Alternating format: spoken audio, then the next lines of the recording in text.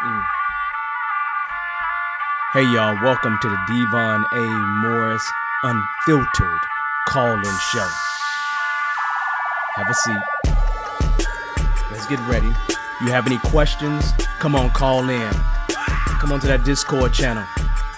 Do me a favor, get the unfiltered crew some finger snaps. We're ready to get started here. Mondays, 8 p.m. Every single Monday, we're here. I'm excited about it. Are you? Let's get this show started, y'all. The greatest Scrum show on earth. I'll see y'all soon. Enjoy.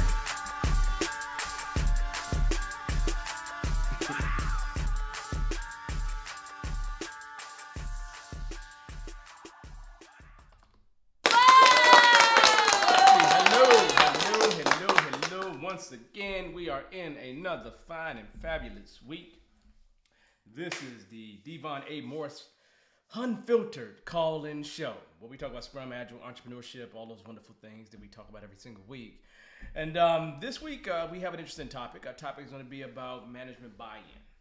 Probably 4 or 5 tips about getting management buy-in. So just know that's coming up. But let's talk about a few things along the way. First and foremost, in terms of what we're doing, in terms of Bearded Eagle, Classes from Heaven, come April 15th that week, and then the week after, April 18th, the week after that, April 25th, we'll have a CSM, CSPO, an Advanced Certified Scrum Master, an Advanced Certified Scrum Product Owner. So be ready for that. All them half days. So those things are coming. I'm looking forward to it. I'm getting anxious at the bit. I haven't done the advanced classes in a while, so I'm looking forward to actually doing those. And you know, the CSM, CSPOs are really fairly normal fare, right?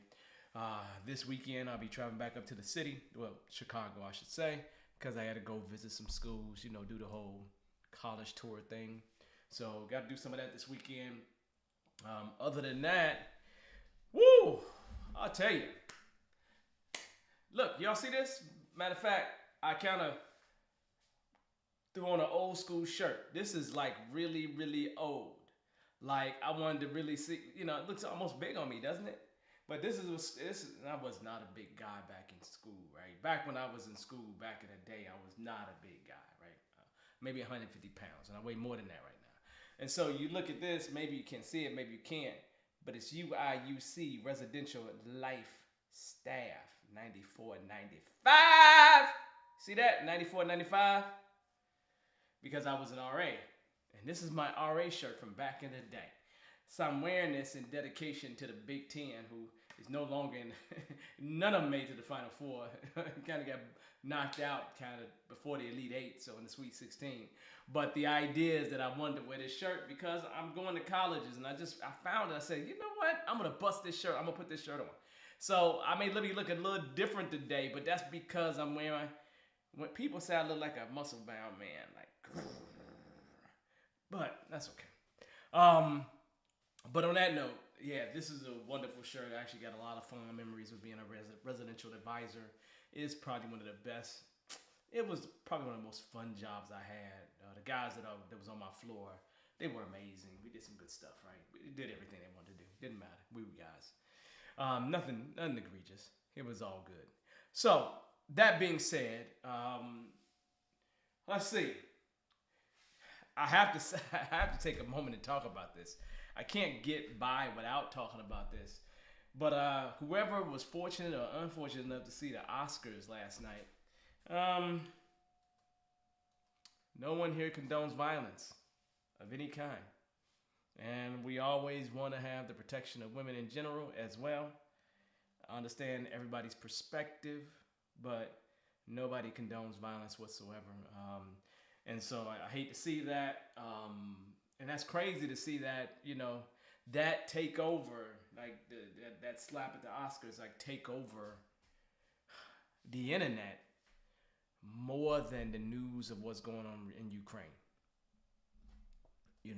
It's kind of crazy how our perspectives just shift all of a sudden based on, scandalous news, right? Yeah, people fighting for their lives, and we'll be talking about scandalous news. And probably, I went and watched that video, and I watched the video 2 hours after it was like 2 hours after it happened. It was like 4.3 million views. I would guarantee you that there's not a single time when the whole thing in Ukraine or whatever has that many views. So just it's interesting. But again, regardless of how you feel about things, we don't support no wars. We don't support no physical violence. Nothing like that. Just good people being good to people. Okay. So tonight we're gonna keep this simple. We're gonna keep this plain. If you have any questions, get yourself queued up, because all we're really gonna do is we're gonna jump into a topic like we normally do. Talk about that topic for 5, 10, maybe 15 minutes, more if we need to. And then after that, we're going to go ahead and open up the floor for any questions that people may have. So if you have any questions, you want to go ahead and either type those questions in the chat, whichever place you're at. Some people are literally on LinkedIn. And if you're on LinkedIn, please, just drop whatever message you have in the chat. I'll see it and then be able to go from there. And then, for those that want to join to have a conversation, you are welcome to join so we can have a conversation. What I will do as we get closer to rounding up for the actual, and the link doesn't change. I haven't changed the link since the beginning of the year. I will only change it if people start getting dramatic. Then I have to change it every week. But the idea is really simply this. You can join the show and actually have a conversation with me. Ask me your question directly, and then that's exchange, and it's normally a much better conversation that way. But I'm going to leave you room to make a decision on what you decide or want to do. But know that option is available to you, and it will be something that will be coming up. And I will make sure that I jump on each site and make sure that you have the ability to do whatever you choose to do. And I'm fine either way you decide to go. It all works for me.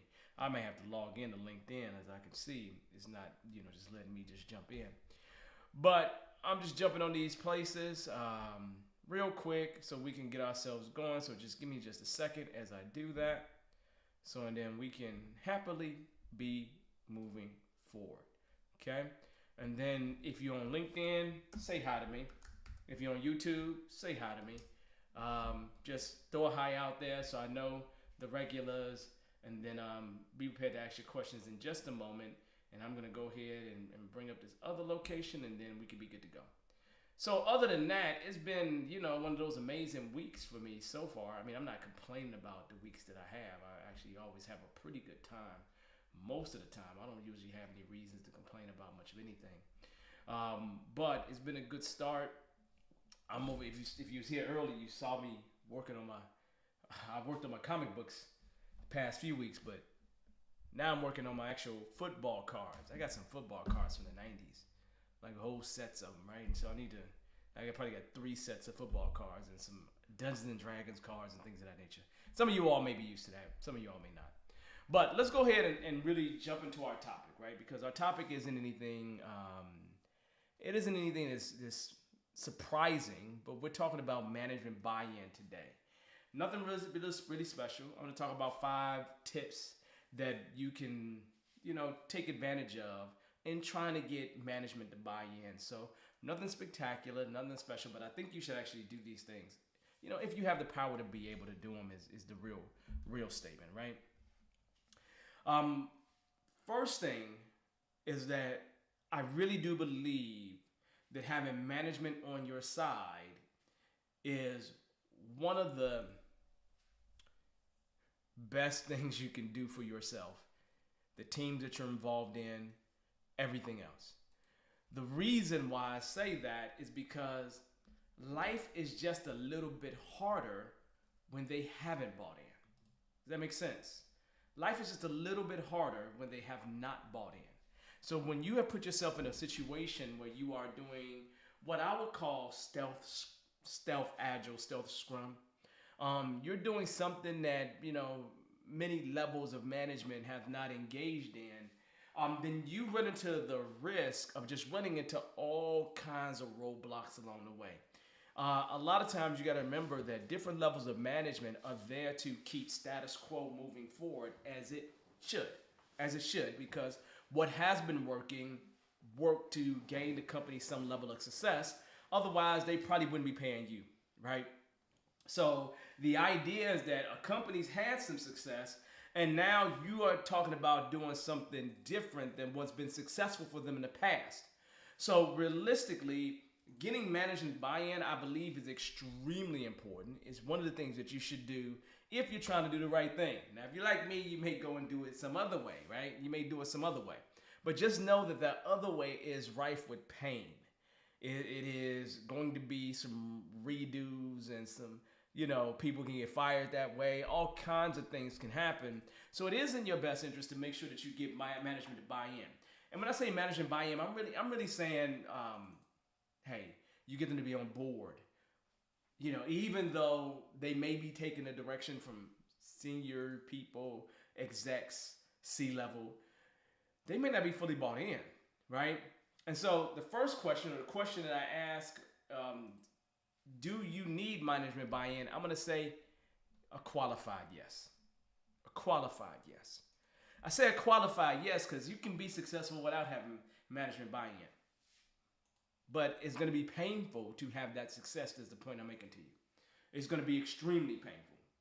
So let's talk about some things that you should do to actually get buy-in and keep that buy-in, okay? First thing on the list is to identify a champion. Now, this is hard to, it's hard to be behind closed doors that you haven't been invited to. But your champion may be able to be behind some of those doors. Now, when I talk about a champion, I'm talking about probably somebody who has some level of power and influence. That could be formal or informal power. Doesn't matter to me. I've had champions before that have had informal power, and I've had champions that have had, informal power, right? Now, I'd rather have champions that have formal power. But if you got somebody who has informal power, and they can influence the powers that be, then you're probably in a good situation. Just depending on how large that organization is, you might have to figure out how to navigate the politics that exist, right? Because every organization is of any size whatsoever. There's going to be some level of politics that exists within that organization. And you want to make sure that you can be able to navigate that and get your champion to help you with that from time to time, right? Plus, your champion will support you in ways that you can't support yourself. Again, they're there to have an impact or influence on others, right? So they're there for a reason. So you work with your champion to help grow things, to help make things better, to help clear the path at times, right?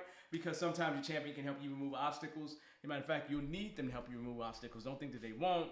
Just assume that you're going to need their help from time to time in terms of that. So make sure you take a moment and identify that right champion. And again, I don't care what kind of power they have, if it's informal or formal. Just identify a champion, someone that can move forward, help you all move forward in a successful way. Okay? So very, very extremely important, right? The next thing, number 2, okay, that I'm going to say is I want you to find ways to get them excited with your why. There is a reason why you're doing whatever it is that you're doing. I don't know why you're doing it, but there's a reason why you're doing it. And whatever reason why you're doing it, you want to get people excited about that. Okay? You want to get the masses, as many people, to join the direction that you're moving forward in. So you want them to get excited about that, right? Simon Sinek says start with the why. A lot of people talk about a vision, a business case, or whatever it is. The idea is that you got to give people that reason. You got to give them that big why. You got to give them that inspiration so they can follow those dreams, that path along with you. And matter of fact, this might be one of the ways that you can actually sell and get your champion to really join and be really really truly on board, right? So make sure you get them excited with whatever your why is, right? And again, make sure your why is, you know, it's just not personal to you, right? You know, it's personal to the organization. Many people will get a benefit out of it. Maybe the champion, maybe, you know, the team members around you, the customer maybe. Have you thought about them getting some benefit? But what's the why? You want to get people excited around that why. If you can do that, then that's going to help to get management excited too, because they're people as well. So you want to get them excited about that why too. They need a reason to invest their time and resources into whatever it is that you're doing. So get them excited, and once you get them excited with that why, they will support you just all over the place, all over the place. So just know that and just incorporate that into how you think, what you do. Sometimes it means that when you are providing that why, that you have to give a pitch your idea, pitch your thought, pitch your program, pitch your whatever. Sometimes you just have to pitch and sell it. It is what it is. This is part of what happens, right? Sometimes it is associated with an issue. You have to find a way to frame the issue appropriately so you can provide them with the next step. And then another statement is that you have to make sure that the timing is appropriate. Sometimes it's just not the right time for certain things, right? And even though it could be a good idea, it just may not be the right time. So make sure your timing is on point as well, and that will be good as you present your why, okay? So that's major, okay? Next on the list, and this is something I pride myself in doing, so you should too. Find a way to be the solution. To be the solution. Now, that might be riddled with a little bit of arrogance from me, right? And I don't disagree. It probably is, right? Riddled with all kinds of arrogance, just full bullet shot holes, right? Buckshots and everything else. It's just riddled with holes because if I'm not the solution, then who is? Right? If I'm not the solution, then who is? You're the one that's coming to the table with the idea, the process, the thing that you're trying to move forward within the organization that is going to be part of that solution. So be the solution. The more you're the solution, the easier it is for them to solve the problem, because now you frame the issue up for them. Now you pitch the idea. Now you've given them the why. The only thing you got to do at this point is now be the solution. And being a solution will be absolutely critical to you moving forward. And you just want to do that. You don't want to get away from it or want to get around it. Next on my list, okay? And this isn't something this is number 4, but it's something I need you to think about. I need you to think about this one, okay? I need you to recognize stakeholders. This is not a celebration of people. I'm not saying to admire them. I'm not saying go find every single one of them. Recognize the place that stakeholders have in association to the solution that you're providing in terms of your why. Recognize your stakeholders. Now, stakeholder for me is anyone that has interest, but the idea is that you should find stakeholders that have an impact, because you might need to influence those stakeholders in some kind of way. You might have to get just your actual champion to help you work along with stakeholders to get things out the door, or just to shift the mood a little bit, right? So make sure you recognize, understand those stakeholders, acknowledge those stakeholders, understand the power that they may have. There's all kinds of stakeholders that exist. But the more you understand those stakeholders, the better you're going to be. You're just going to be better, because they're going to support you or they're going to try to break you. Because a lot of people don't like to do anything different than the status quo, right? So make sure you recognize stakeholders, recognize them for who they are, and understand what you can get from them and what they can get from you. That will be helpful for you as you move forward, okay? Fifth one, and I think I'm going to give you a bonus one, because I think I love the bonus one probably more than anything. And the bonus one is something I always say, but I'm going to say something else to you that's important, and that is don't forget norms. I'm assuming that you operate inside of an organization, right? Your organization has some organizational structure. Your organizational structure institutionalizes the informal structure that I'm gonna call organizational culture, right? Your culture is your norms, your values, all those things that make you are who that makes the organization what it is. It's like the body of the organization, the culture. So there are norms that exist inside that culture. The more you break those norms, it could be a big problem. It may not be a big problem. The more you stay within those norms, you may not change anything. Know what the norms are. Know what the boundary lines are for those norms. So you can make an educated decision on whether you want to step across a norm or not. So you can understand who's associated with you stepping across that norm. Because once you step across that norm, it could turn into something disastrous. It can get you walked out the door really quickly. So if you do understand those norms, you don't forget those norms, you understand where the lines are drawn in that organization, then you know how far you can actually step. Does that make sense? You want to understand how far you can actually step. And if you want to break it, you are making an educated decision to break it at that point. Okay? So don't forget norms, okay? Now, I said I'd give a bonus one real quick, and the bonus one is something I say all the time. You know, most people in your organization, in organizations I've been associated with it, don't care about the way you deliver. They care about the fact that you deliver. Yeah, a lot of organizations want you to follow their process, right? Whatever the process is that they created, because that makes everybody feel good. But in essence, if the process doesn't help you deliver, then nobody wants that process, right? Nobody truly benefits from it. So realistically, deliver.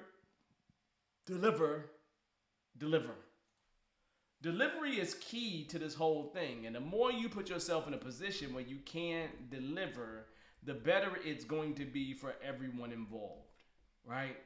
Because at the end of the day, I can talk about doing Scrum, Agile, everything on the planet. And guess what? Nobody cares about any of that stuff unless delivery is happening. And these are just truths, right?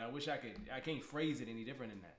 Nobody really cares about most of the things that you're talking about unless it comes with success at the other end of that, wherever you're at. So make sure that you deliver. If you deliver, this is truly how you make a name for yourself. This is truly how you build a reputation that makes everybody want to come and join you, check you out, make sure that everything is good. Okay? So, that's it, people. That's all. In terms of management buy-in, I believe if you do those things, you can get management buy-in and keep them bought in, right? Keep them bought in, right? And the point is not just to get the buy-in. The point is to continue with the buy-in. Hey, Malene, how you doing? Hey, Patrick, how you doing? I see you all said hi earlier. I am going to drop in the chat, LinkedIn, the chat on actual YouTube. The actual, let's see, the interview link. If you want to join and have a conversation with me about any questions that you have, anything you want to talk about, like success story, whatever it is, then click that link. Let's have a conversation. Otherwise, you can drop whatever question that you have in the actual chat, and I will take a look at the chat and then go from there.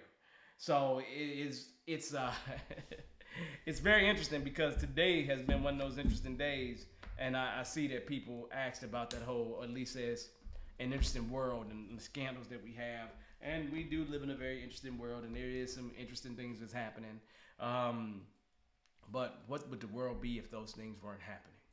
You know, what would the world be? It would just be a very boring place, I would assume, right?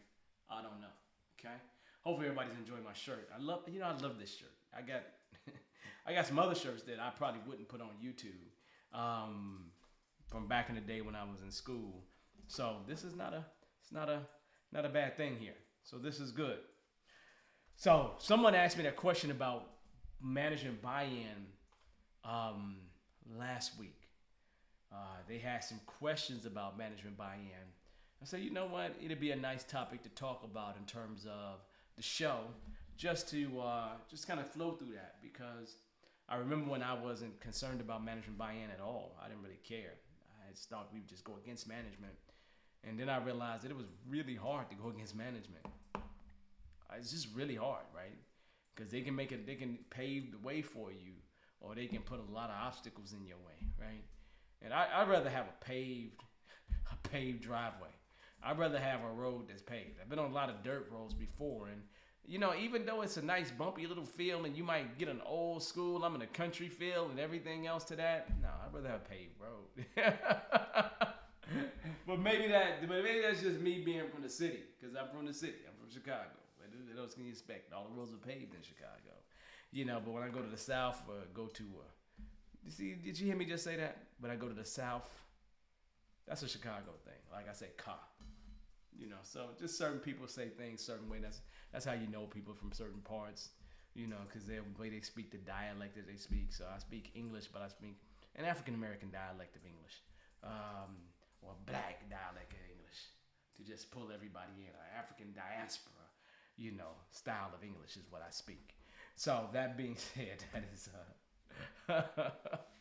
that is amazing. That is a good thing. The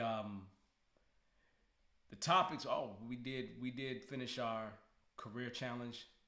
What did we finish? Our career development challenge last week. I think people had a wonderful time. I received some very positive feedback on it. Definitely some room for improvement on it, but definitely some positive feedback. I really didn't open it up to everybody, right? So the numbers were low, but I wanted the numbers to be low so I can improve it. And so I got some ideas on how to go about improving it. And I'm looking forward to actually we'll see. Maybe I have another career development challenge, but I'm definitely gonna have another self-mastery challenge. I had a lot of fun with that one. I think people got a lot of help. So that being said, it's just, well, KJ, we talked about management today. I can't say it's all safe spaces this is a safe space for us to grow, right? It's always a safe opportunity for you to grow, because there are literally no dumb questions here. Some of us get big in our britches and don't remember where we came from. And I clearly remember when I was a brand new Agilist, brand new Scrum Master, brand new to IT in general. Shoot, brand new in college, right? I mean, I was telling everybody the week or so ago, KBJ, the future Supreme Court Justice, she went to my high school. Graduated 4 years for me. I never met her, people. I didn't. I never met her. I was only at that school for like 3 months, but it was a good school. I can't complain. It was one of the best schools in the world. Miami Palmetto Senior High School. I graduated from there in 92 for some strange reason, after I dropped out from Chicago Vocational after 3.5 years. But anyway, the point is, I did graduate. I did become an educated man, And I'm working on stuff, so we're going to see how life works out for me. I'm trying to get there. Oh, man, that's funny. I am trying to get there. I am really, really trying to get there, for real. If I can get my comic book collection together, I'd be all right at that point. So I'm looking here, and I don't see any questions in the chat. I'm going to double check both chats to make sure that I'm not missing anything. If you have any questions, drop it in the chat.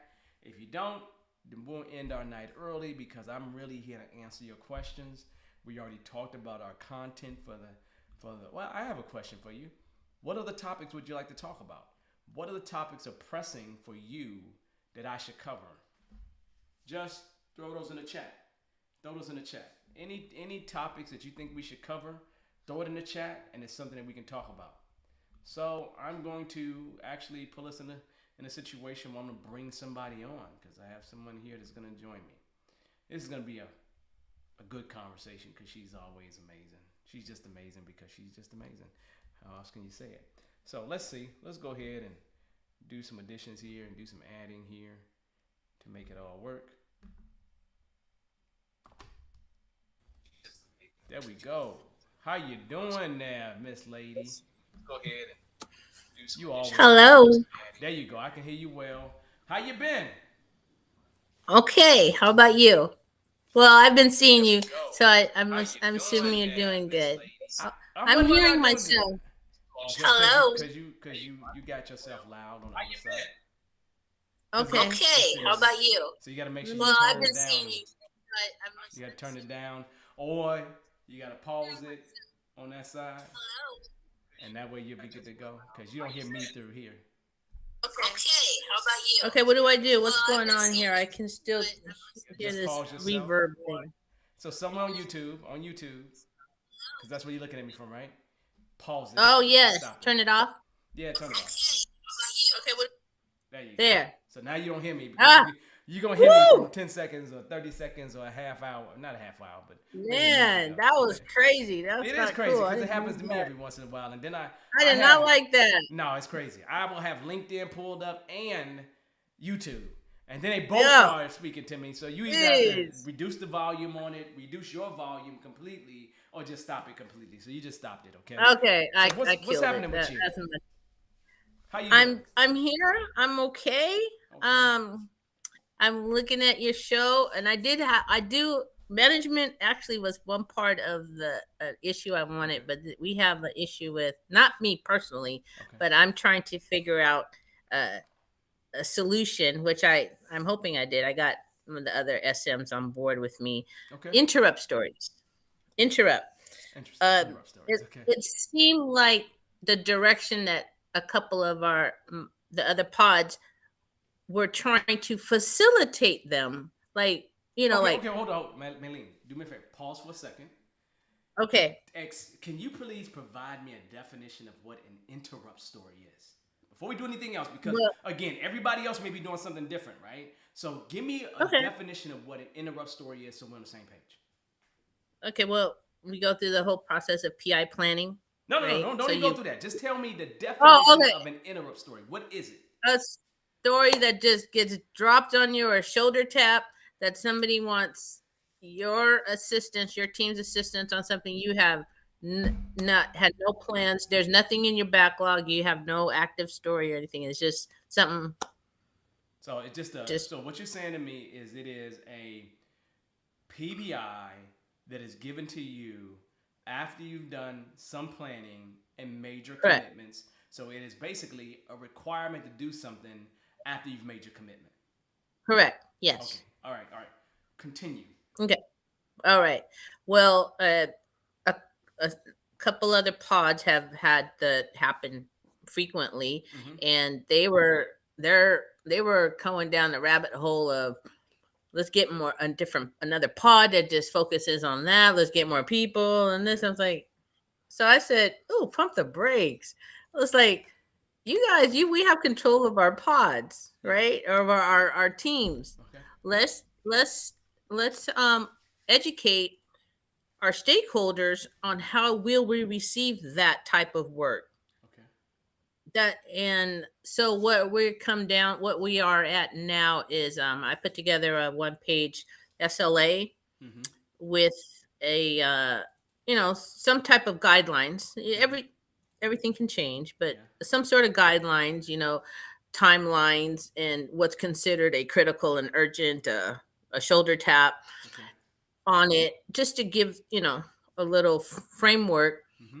on how will we receive and what we want. We Okay. want at least 80% of the requirements up front so we can make an educated uh, plotting of that effort Okay. when we're planning instead of lining up 5 or 6 meetings and trying to chase this person and that person. We're going to have a link to like either a Google form or another tool that we use where we're just asking this and that and this and that and this and that as much as we can get, so we'll have most of that already captured. And Okay. then it also streamlines into um, our tool that we manage our stories, and it just automatically just builds it for us and everything's in, and that'll be our what do you call it, not paper trail, but just everything's transparent and everything's there. We don't have Okay. to chase emails and add people, remove people. So that's what I'm saying. It's like, Now here's the question. you know Does that sound sure, convoluted to you? Like no, literally, like if you was if let's just assume that you didn't work for the big gigantic organization you work for, okay? okay, And yeah, let's assume that that you had made a plan for your day at home, and your children wanted to provide an interrupt story. Okay. Would you actually go through all that to create all that process for an interrupt story? No. Okay. All right. So then I'll ask you a different question, right? Okay. As a mom of Okay. children that may have problems every once in a while, I would Okay. guarantee you that you probably look at their past and use their past as a predictor of what you may need to look out for your future day. So you're going to plan a day for you. Yeah. You're going to look at Yes. their past in order for you Right. to help plan your future day. Now, Okay. as a mom, you're probably going to carve out a little bit of time in that day for Right. them to have whatever issue that they're going to have so it doesn't Right. derail your day, right? Right. We do that. We do that. Okay, but let me ask you now, does that change, right? But that doesn't mean you got to create an entire process around it. You're No, that's creating, true. I agree with you. I agree with you. the, I agree with you. why are And we and creating I'm a not. process? Because the organization needs for you to do some CYA. Yes. Yes. I Right. agree. Yes. And Yeah. there's a difference with that. And I want everybody here to Right. understand that you have a reason why you're doing it. And here's the Mm-hmm. deal. And here's the reason why I say I don't have an issue with what you're doing, because of this. In the world that we live in, when I think about it from a lean perspective, when you start thinking about processes, right, they can fall into one of three places, right? Value add, non-value add, but necessary, or waste, right? Okay? Anything value add that obviously help you create the value that you're trying to create. Anything that's Right. non-value add but necessary doesn't help you create the value, but you got to do it. And then you Right. got waste that you get rid of. Well, the waste you're Mm-hmm. going to get rid of. The non-value add but necessary stuff, you want to do as little of it as possible so you have more time for Correct. the value add stuff. That's the sweet spot. That's what we're trying to get to, that part. You're trying to get to the value add part? No, I know it sounded really muddy, but it's not. It's a But it's not. piece of paper, Oh, yeah. and it's just It didn't plug sound in muddy the to me. info. It didn't sound muddy. Yeah, It sounded it very didn't. Oh, normal. okay, good. Okay, good. It sounded very normal because it happens a lot of places. Like, Okay. you're not the first, right? You're not the first. Oh, okay. You will Okay. not be the last. It's very normal. I've Right. done it before in my past, right? But I want you to Right. understand that you're doing something that's non-value add but necessary, Necessary. Yes. Yes. right? Yes. And because it's Yeah. non-value add but necessary, you want to keep it as lightweight as you possibly can keep it so it's Yes. not derailing the team's time. Does that make Yes. sense? Correct. Yes. Yes. So you're doing so for the CYA Yes. necessity that you need to do it for, you're actually Right. doing the right thing because you need to have that paper trail that allows for Right. anybody who comes and moves forward to say, hey, why just do this? Well, Yeah. because of these reasons and it met these qualifications Right. and and then you go from there. Yeah. And that's okay. That's okay. Right. Because my philosophy would be this. How about you just carve out 20% of your time for all the interrupts that's gonna come? Yeah. Yeah. That team does have that little, but they're just not. They're not managing it right or something. So we, instead of sitting here and trying to commit to the next 3 or 4 meetings with these multiple groups, Yeah. you just shoot them this email here, do that, and then they can continue focusing on that stuff. Jumps into their backlog automatically. It comes up, and then they just like that. So It's where's the just, I product don't owner at in this? know. I'm trying to help another scrum master. No, So but you understand what I'm saying. this is my You understand my dilemma, right? yeah, I know. Where's the product owner, right? Right.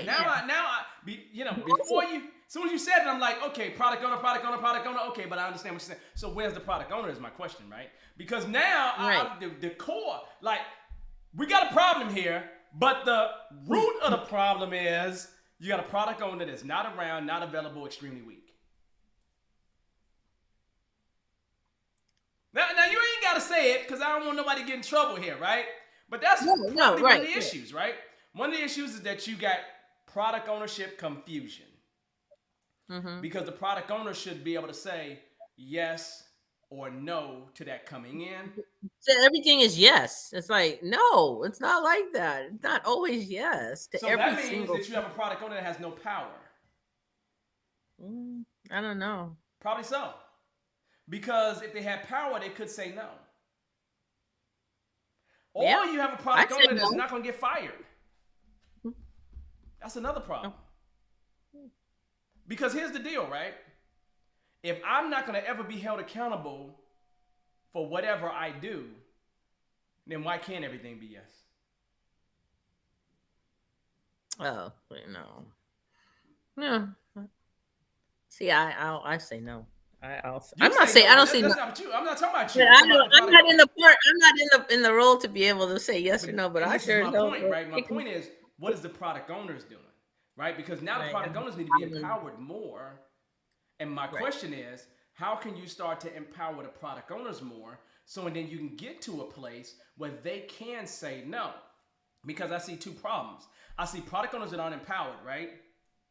And for product owners that aren't empowered, I tend to use a matrix, let's see, a requirements matrix type of document. So we can actually use cost benefit analysis so they can put things inside of there and we can rank things based on cost benefit analysis so that we can prioritize things accordingly. I tend to find I have to use those with product owners that don't have power. But my next question about the product owners would be this, and this would be something I would investigate.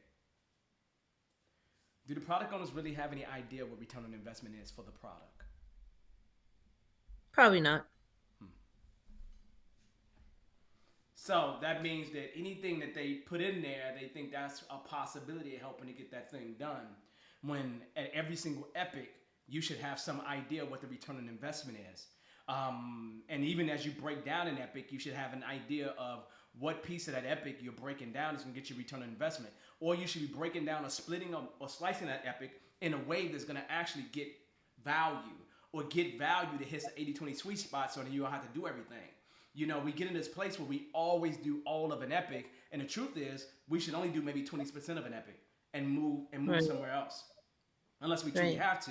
Because I remember trying to do 100% of epics, and that was always troublesome for me because I would end up doing a lot of things that was less valuable because we split or sliced or broke our stories down into small enough pieces to where we could actually get the 80-20 sweet spot. And so now the question becomes, does your product owner really understand how to be a product owner?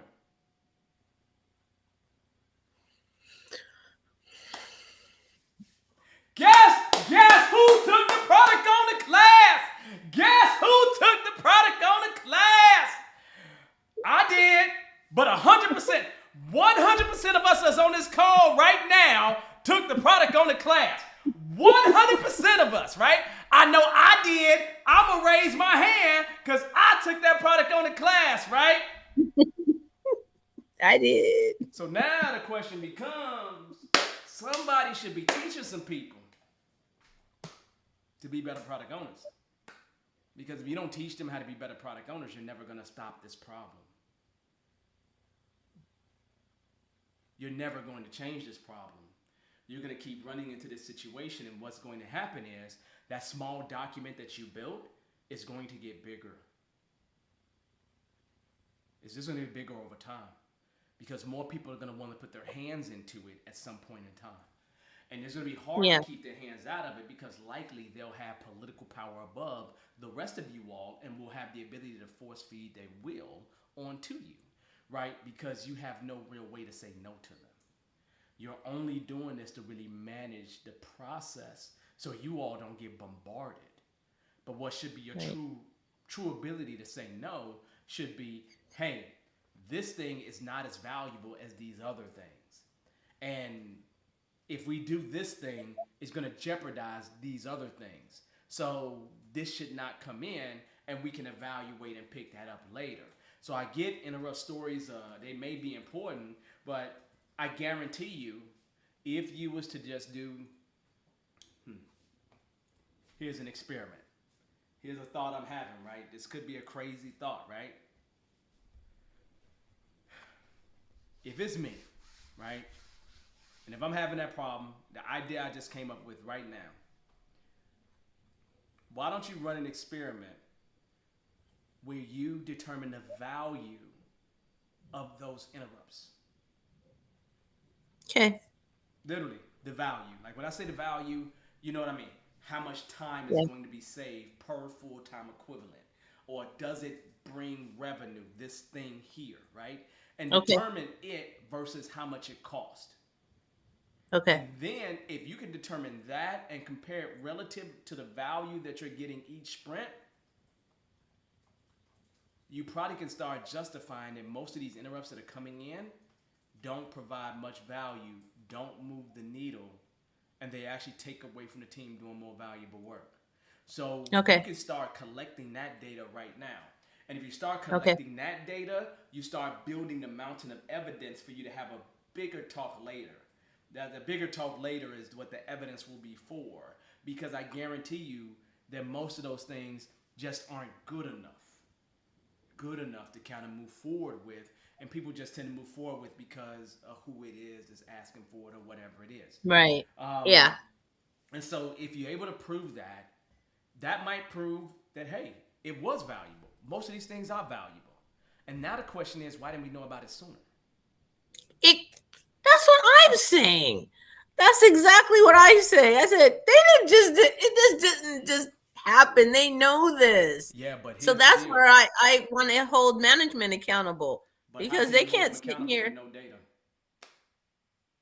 Okay. So You can't hold them accountable with that's no what. data. You That's what needs to basically are happen. fighting with them with words. You're like Right. going, he I agree. said, she Yeah. said, and that's you're not going to win that battle because they got the I decision know. authority to say no Right. to you, and they got the ability to tell you you're wrong with no data to prove that. There's Right. a difference when they tell you you're wrong and you provide them data that says you're right. That's true. Yep. And You're right. so it's one of those things where I'm just trying to put you in a position or put your teams and the scrum masters in a position where they can be helpful. And everything that I'm telling you is long term. It's not short term, it's long term. So it's just like training the product owners. Immediately, this week, you should be training the product owners on something that impacts this. Like you should get with the scrum masters, like literally tomorrow, and say, "Hey, scrum masters, we got a Yeah. product owner problem, right? Our product Right. owners don't have the power that they need to have to be able to do the job that they need to do. And the truth is, I don't even think they know how to do the job. So, what is the top things that we need to train them on? And let's just start training them. You understand where I'm coming from? You want to Yes. be able to Yes. start positioning yourself, and you don't have to spend, you don't have to put them in days or classes. It could be, hey, Right. we're having a lunch and learn session. We want to Yeah. invite all the product owners to the lunch and learn session. Get some Right. food going, and then boom. You teach them the start of this idea. Take you 20 minutes to teach it, and then maybe they become more interested in it. And then all you have to do is get one product owner that's excited about it to do it and have success with it. And then you show that product owners had success with it. You show the numbers behind that success. Then the rest of the product owners have no choice but to jump on the bandwagon and do it, because everybody Right. want to do what's Yeah. working. Everybody's going to want to do what helps them get a raise, and that's the key. They Right. want to do what helps them to get a raise. And so if you put them in that position where they can get a raise, now they're doing the things that you desire for them to do that helps the Scrum team move forward, right? Because you got to remember, in Scrum we're supposed to have a product goal, right? So a product goal, and in Safe they got Scrum, right? So you're supposed to have some overall target that you're going after, right? Mhm. The product owner should be going after that target too, Right. right? Everybody should be going Right. after that target, whatever that target is going to be. And so it's just not just about a sprint goal; it's about the overall target, right? And are we Mhm. doing things that's going to help us get better or meet that overall target? And so for me, I'm thinking if you try those things and you start building long term, training product owners, running your experiments, then you start getting the data to start giving them the power that they need to be able to do their job better. Right. And again, I'm not passing any blame.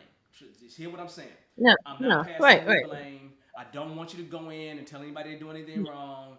I don't want you to No. pass any blame on them at all. This is not the blame game. It really is, hey, you know what? We see a deficiency. Mm-hmm. and we're gonna do what we can to fix that deficiency, and then Right. we can all move on beyond that, and be happy at that particular point in time. So I Mm-hmm. really do believe that if you really, really run an experiment, train the product owners, again, not on everything, figure out what that first thing is. Agree with the scrum masters on what y'all collectively think that thing is.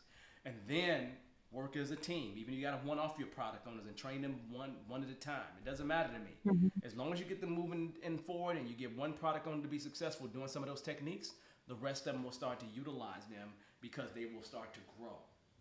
They have Right. no reason to not use them. So it's almost like I'm telling you to use like subversive tactics to some degree, like almost sneak it in on them, right? Mm-hmm. Don't play them this video though, because then they'll know what you're doing. but you know this stuff, right? Because again, you're a product owner, Mm-hmm. right? And the things that Yes. I'm talking Yes. about are the things that I've taught you in class in particular. Correct. Yes. And you have no excuse because Oh, you've been yeah. a product owner for over a year at this A point. year. Yeah. A year. Mm-hmm. Yeah. So I mean, we're Mm-hmm. getting to the place where it's like a year. We're going toward a year and a half at this point. Yeah. Yeah, yeah, Okay. yeah. Yeah. We Pretty round the close. corner. So you got to come on. You got to get it. Come on. You got to go ahead and steer All on in right. there and make it happen, right? But I Yep. don't think. I don't think. You're right. But just remember, what you're doing is not wrong. It's CYA. Okay. It's non-value add but necessary. But it's going to get heavier. It's going to get heavier. It's going to become more of a document burden if you don't find a way to remove the underpinnings of it and really get to the root cause of it before it becomes really huge. Because what you're doing now is what you have to understand that you're doing is you're taking some of the things that I talked about from management buy-in. We have organizational structure, which is how things are designed formally, and then the actual culture is the informal institutionalization of the organizational structure. And so what you're doing is now you're starting to build new norms in there that are not agile. Mm-hmm. And Yeah. you're going to end up in a situation where you're doing whatever it is that's under the agile umbrella, but you are moving further and further and further away from the Agile Manifesto. What? Yes. Yes. And Yep. that's the key There's statement. some. You want to be able to Yep. stay closer to that Agile Manifesto. And again, the biggest one that you're going to run into a problem with is comprehensive documentation versus working software, working product, whatever you want to say, right? Right. We want to stay Yes. closer to that working product side, right? Working software side, Right. not the comprehensive documentation. And every time you You're add right. something like this, you're going to continue adding more documentation and it's going to get tall and high, and you're just going to get used to doing it. And you get used to doing it, then it just becomes norm, and then at some point, why are we doing this? And you'll be like, well, I don't know. You're right. You're right, Right. Devon. So realistically, just you got to get back to your core, and you're not doing anything. There's nothing that you got. None of you all are doing anything wrong there. You're not. Everybody, trust me when I say this. 90% of Scrum Masters out here have some tool that exists that's like that. Intake form. Yeah, it's an intake form. I've created intake forms at several organizations, right? Instead of fighting people, I've learned to okay, so it's like I'm over this philosophy, right? I remember there was a time, this is so stupid.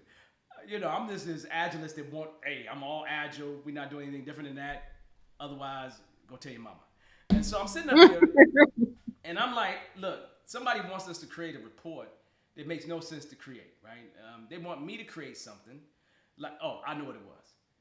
I had this person that wanted me to create a Gantt chart before we got out of sprint 0. Now, one, I don't want to do a sprint 0, but they won't let us start sprint 1 unless I do a Gantt chart. So I sat there and I fought with them for 4 days. 4 days of fighting with people about a Gantt chart, and a Gantt chart would take me 15 minutes to make. Just get Microsoft project, throw a couple bars someplace. It's gonna be wrong anyway, so I don't even worry about it. I don't even care. I know it's gonna be wrong, right? All I gotta do is just make sure the end date matches whatever end date they have in their mind.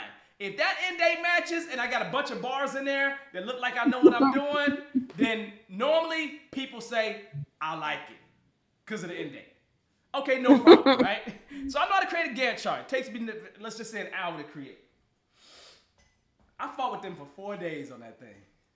4 days of not getting started because Devon did not want to create a Gantt chart because it's not the agile thing to do.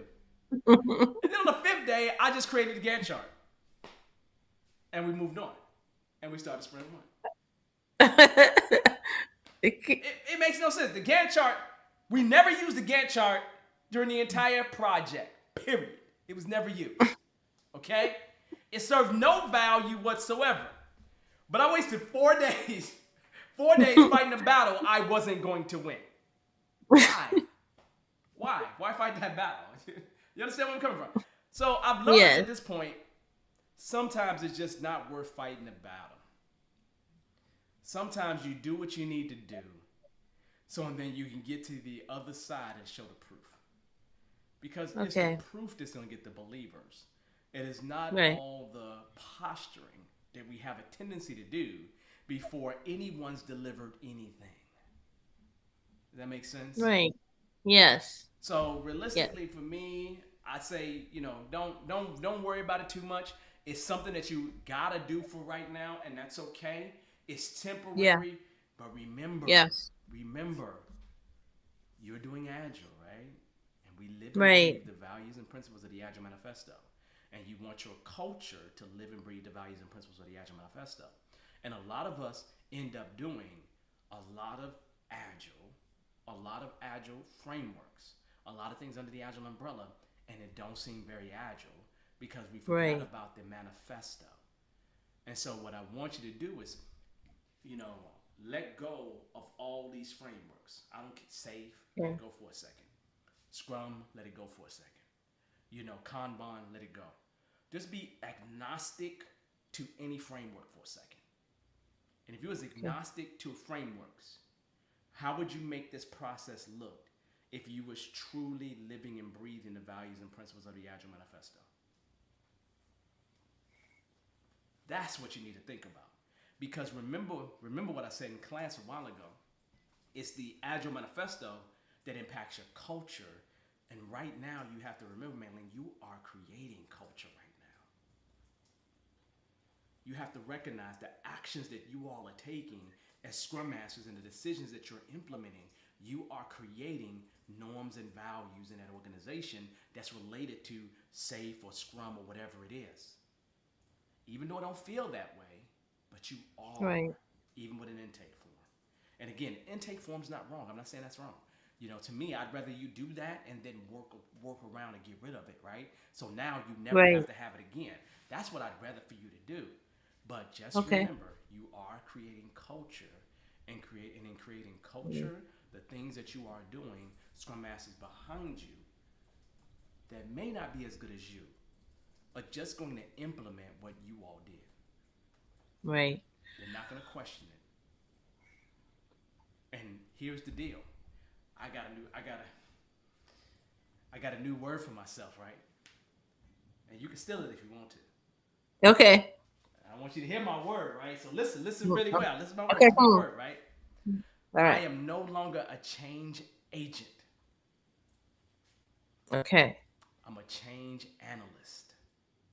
Whoa, I like it. That's my new word. That's my new word for 2022. Do you have a t-shirt? Do you have a t-shirt that says it? I'm going to make one that says it. Okay. I'm going to make one that says it.